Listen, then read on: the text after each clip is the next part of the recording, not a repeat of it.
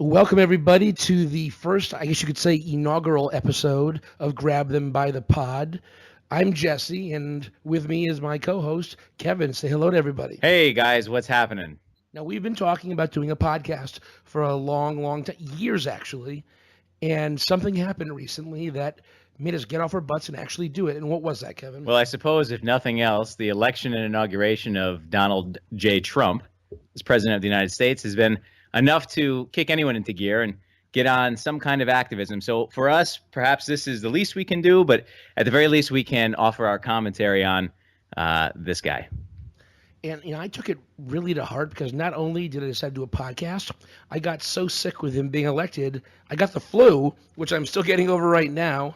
But we figured we'd bring it to you because we're not just two Joes who want to do a podcast. We do have a background in politics. And Kevin, why don't you tell everybody a little bit about how you became a political operative, I guess you could say. Sure. Well, Jesse, as you know, but we should tell these people out there in podcast land that I have a degree in political science from Eastern Connecticut State University, and after I graduated from college, went into campaign politics, working for the state Democratic Party here in Connecticut, and spent about a year or so working in that, and then left the business altogether. But now actually I do something even better, which is to teach politics at the high school level. I teach some civics, political science, U.S. history.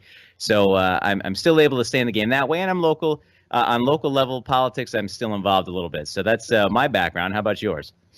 Well, so you're molding the minds of the next generation. Who cares what I do? Whether we fail or whether we succeed, I'm putting that all on you. Well, hey, that's a tough responsibility to have, but I'm glad to take it. So I love my job, and I'd much rather talk about politics than actually be a politician. And I was lying before when I said, who cares about me? All I do is care about myself. So just kidding. I spent the last decade in Washington, D.C. I went down there to go to grad school, ended up interning in the House.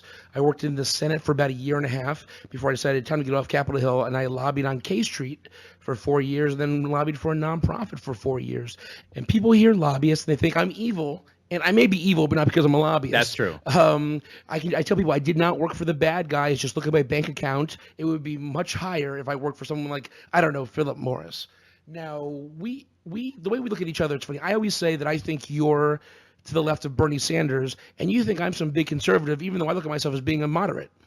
True. Yeah, we do have differing opinions in politics, which is why I think we might make for a good show here on our take on what's going on, because we've got those opposite viewpoints. But I know in jest we joke around with each other about being so extreme, but in all honesty, both of us probably skew a little bit more towards the middle than we like to acknowledge. I always considered myself a New England Republican, which really doesn't exist anymore. They were kind of purged out of the party as things started going to the far left and the far right. So I'm a man without a party. I actually thought recently of leaving the Republican Party and just being an independent, or maybe even becoming a Democrat, but figured that's not going to help change anything. I'd rather try to stay in this party and fix it from within. But there's a lot of people who would call themselves Republicans in this entire country that I would have nothing in common with. So it's really strange how people not only are all over the political spectrum between different parties, people are all over the political spectrum within their own parties. So it's just crazy. Yeah, it's if I can say anything about this, I think the worst thing that's happened to the American democracy in the last 15 to 20 years has been the hyper-partisanship that's come to Washington. It's even come to the state levels.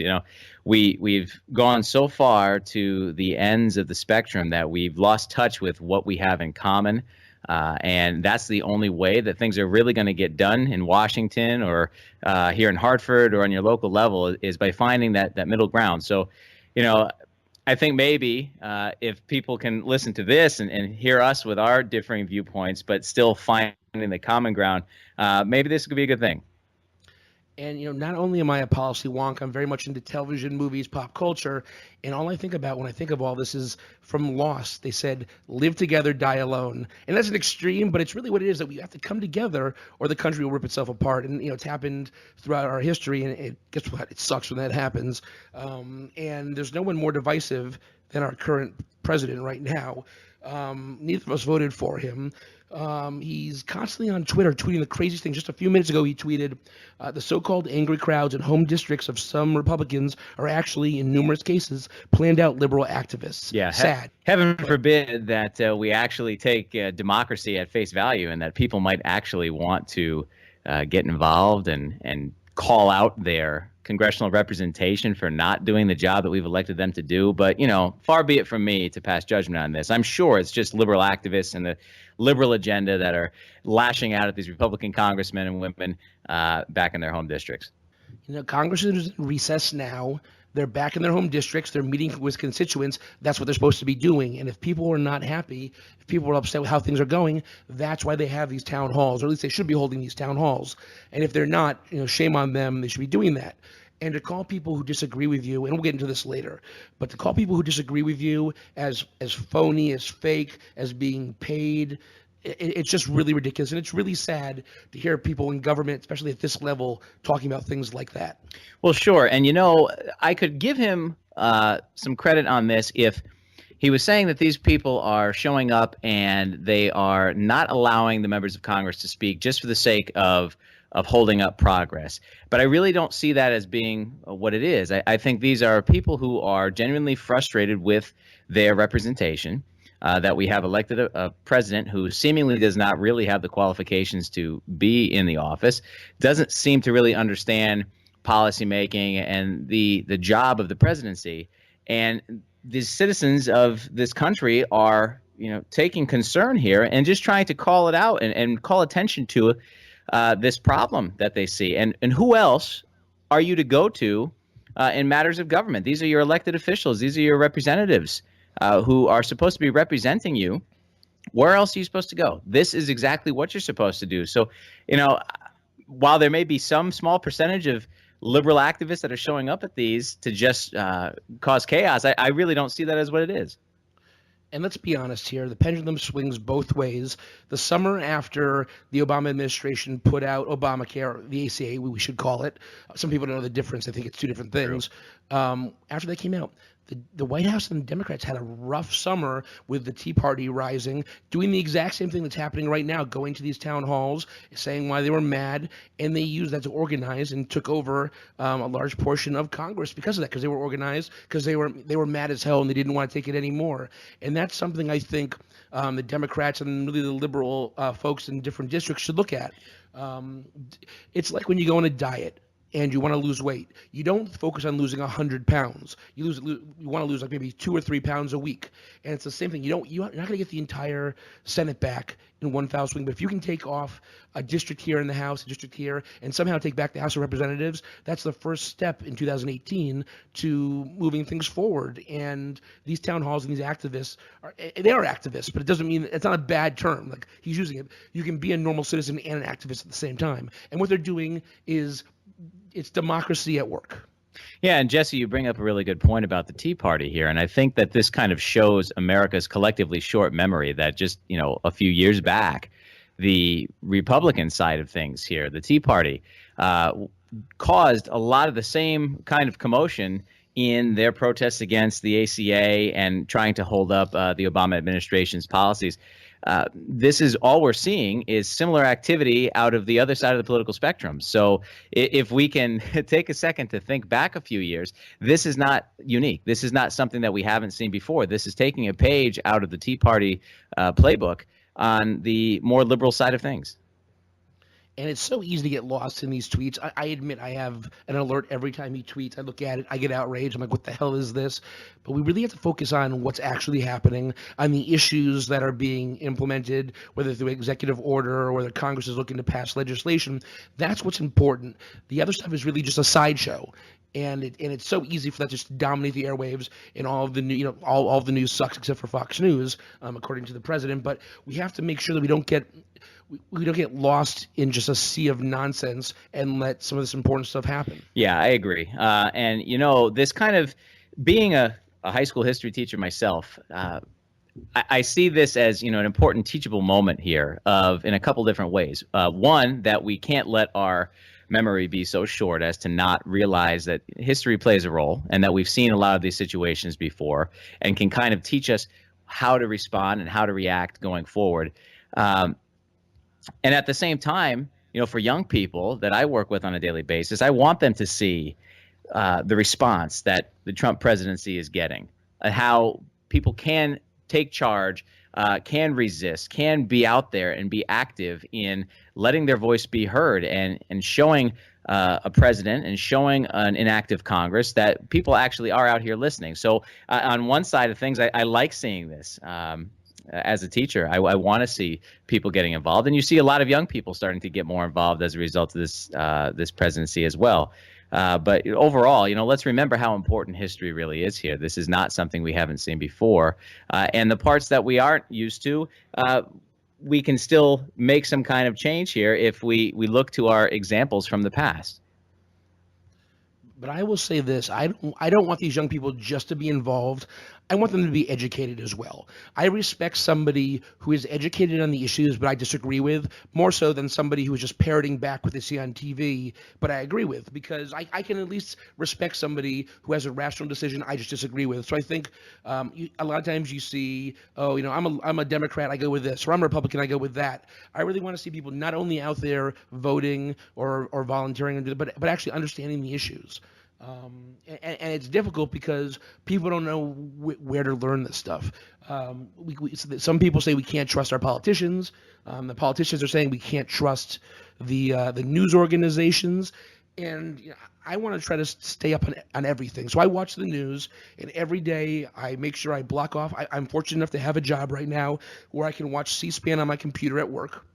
And I watch Sean Spicer's daily press briefing every day if it's on. And I remember last week I was super excited for it, and suddenly it was removed from the schedule, and I got pissed.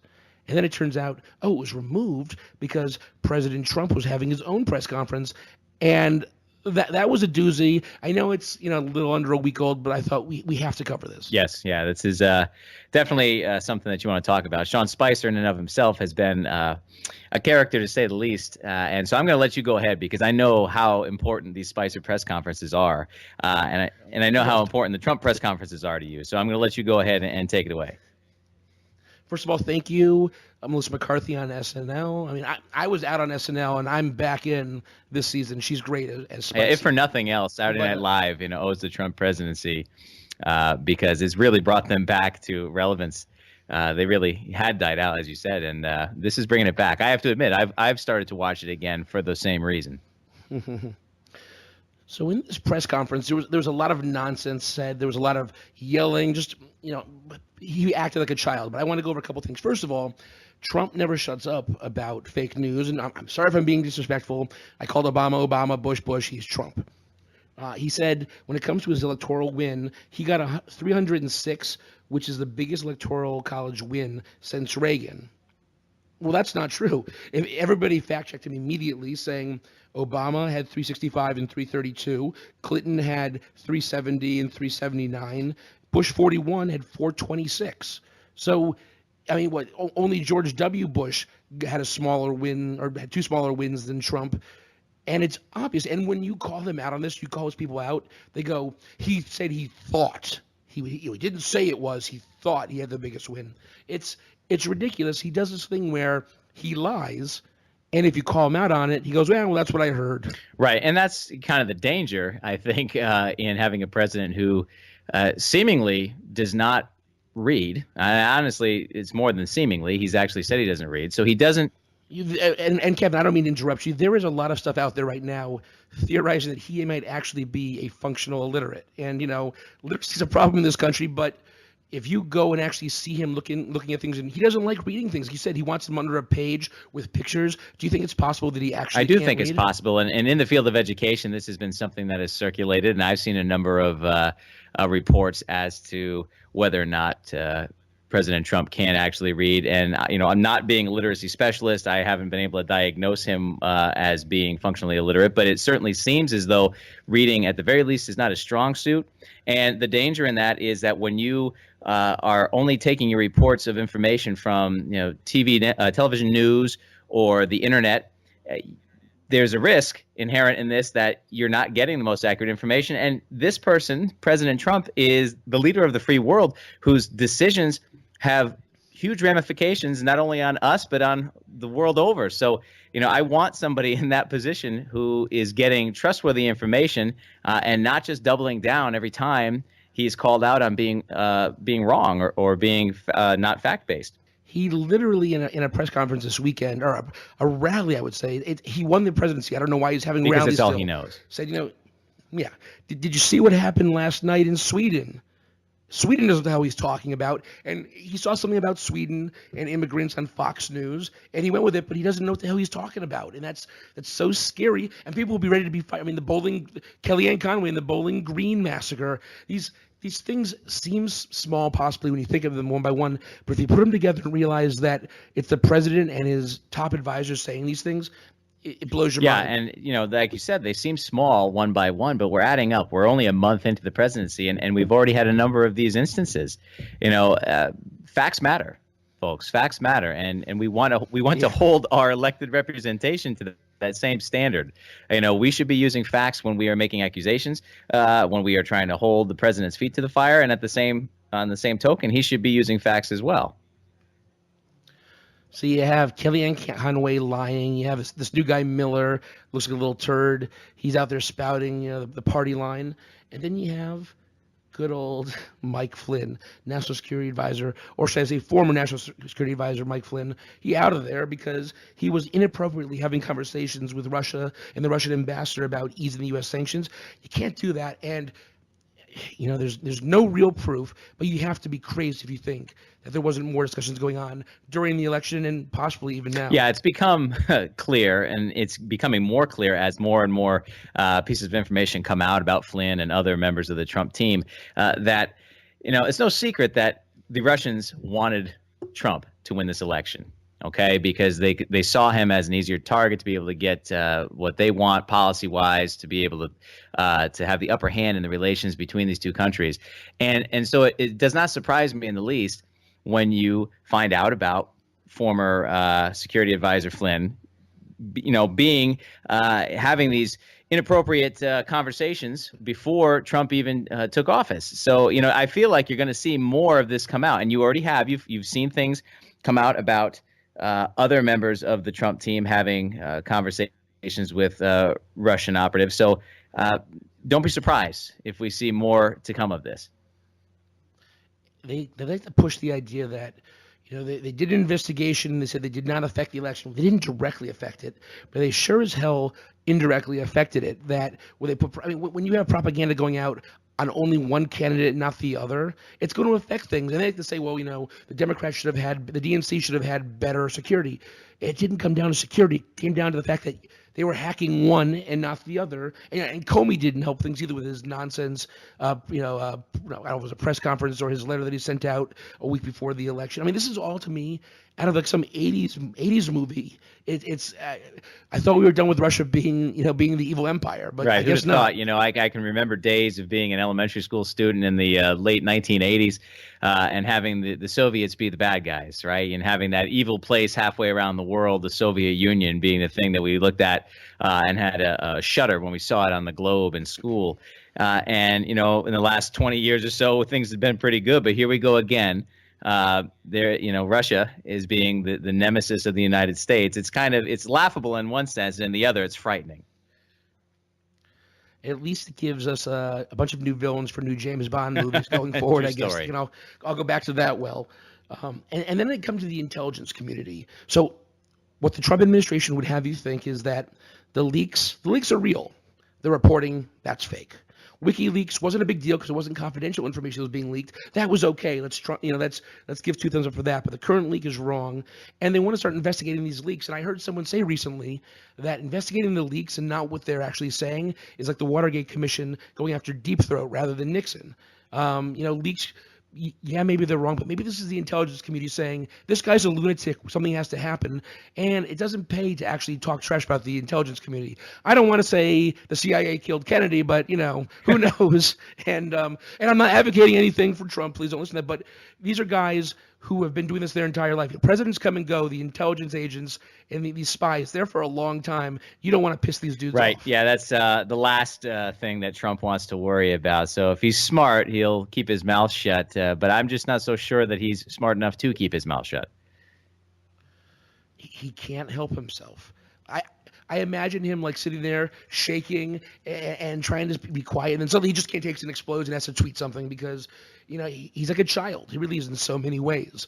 And again, it would be funny and it would be hilarious if it wasn't so sad and so scary. Absolutely. And the number of articles, I was just reading one over the weekend about, it was written by an opinion piece written by a psychologist who basically staked his reputation in his profession by saying this, that he's not ethically allowed to diagnose from afar as he was doing. So he kind of used coded language, but diagnosed the guy with several disorders based on his behaviors and his inability to let things go, and his constant need to have people like him and to be liked and loved and want the admiration. And I think that's what you see when you see him tweeting, when you see him trying to set the record straight from his perspective, when you see him trying to spin things to make himself look good, that there are some telltale signs that he may have something going on. And I think the important thing to think, when you look back at what we're saying here, we haven't actually really criticized his policy yet. We've really just been talking about him as a person and how he handles himself.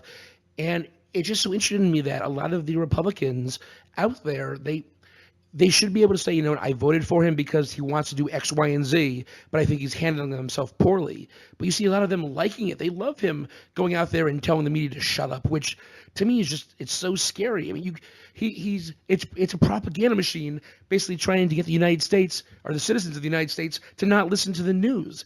And a free press is what protects us from like dictators. And everybody's throwing around that word, and you don't want to go crazy, but I mean, it starts well, somewhere. And this is what frightens me as an educator, is I see it as an indictment on the American public education system, and we can get into a Betsy DeVos conversation at another time.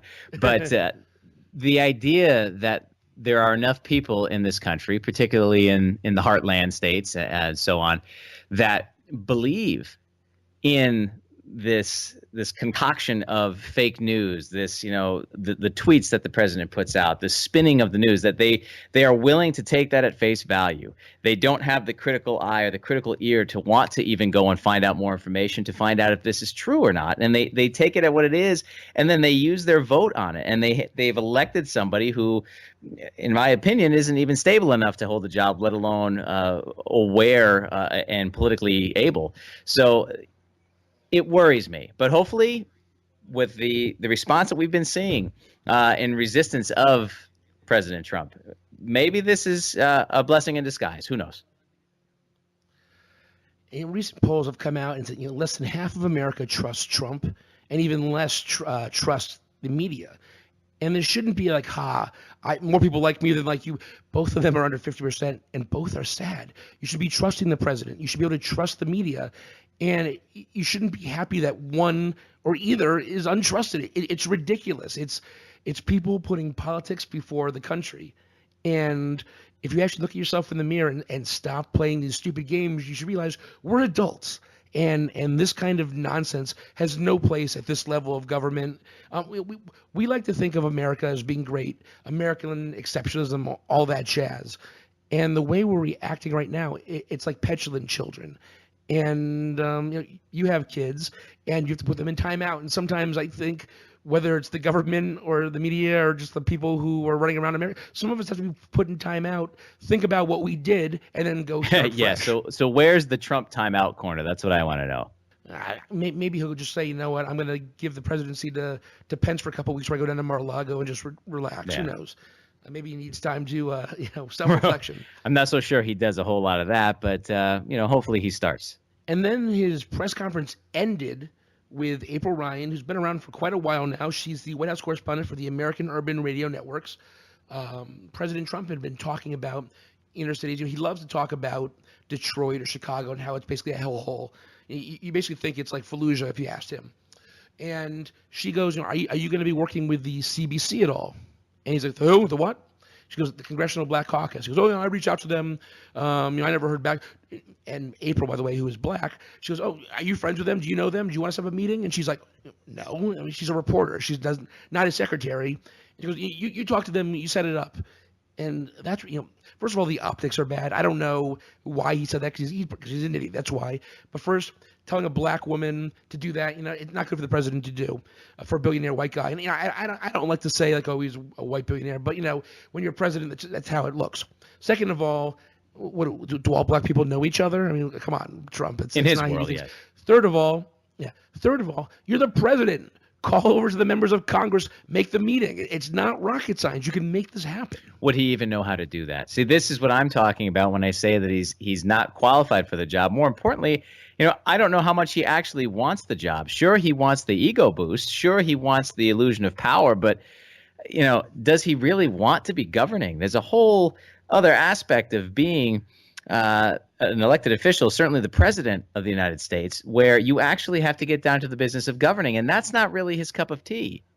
He likes, as you said, the optics. He likes to look good. He likes to look important and be in the news and be on television. We all know, that's his background.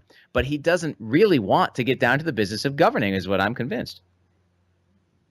I was listening to another podcast today by Jon Favreau, John Lovitz. They're former staffers for the Obama White House. They were saying how you could work in the White House if you weren't part of the inner circle and never see President Obama.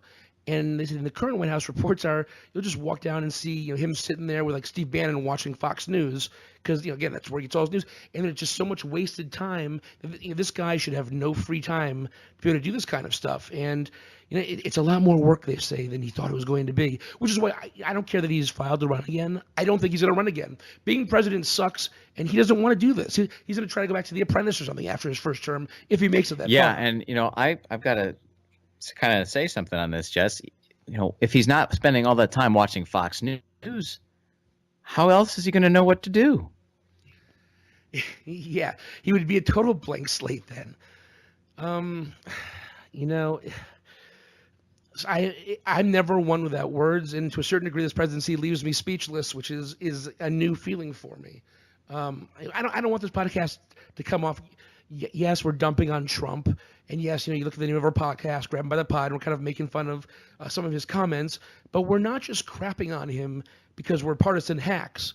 We're dumping on him because some of the things he's doing is ridiculous, and I would like to think that if members of Congress or governors on either side start doing something ridiculous, we would cover that too in future podcasts. But at the moment, he is the story. He's doing crazy things, and we're doing this podcast because we believe in it and we want things to get better, not just to go, ha ha, he's a moron. Look, let's move on. If I had something good to say, right? Mama always told you if you don't have anything good to say, don't say anything at all. If I had something good to say about his policy ideas, if he gave me something, I would love to be able to say something good about his policy ideas, but we've yet to see that, and we're a month in. Now, I know it's early, but I don't have a lot of hope that there's going to be much positive change coming out of the White House anytime soon. So, we will wait cautiously and hope for some good things to actually be able to offer praise on.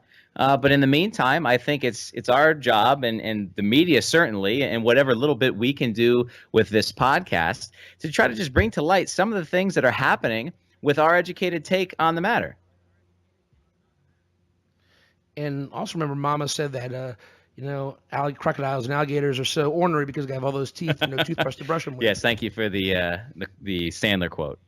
So that all happened in one press conference. It just kind of blows my mind that the president, and he was so confrontational and just so unpresidential is the way to put it.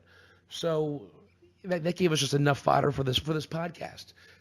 Before we go, though, I'll open up. Is there anything else you want to talk to about Trump or politics in general this episode, or you want to just save it to next week when we hopefully have a right? Well, I think we can save that till next week. But I just want to throw out there again. I am an educator, but to me, this is what proves how genuinely important education is in this country. If nothing else is going to show us why we need to be putting time, money, and resources into the American public education system, I don't know what will.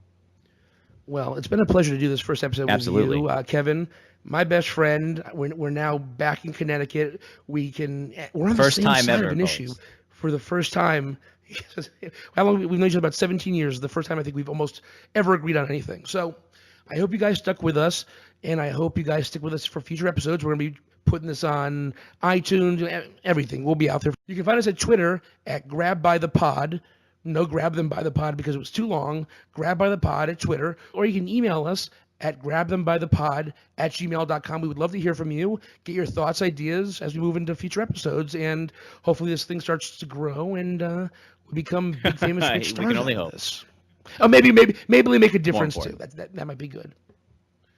So for this episode, Kevin. I'm Jesse.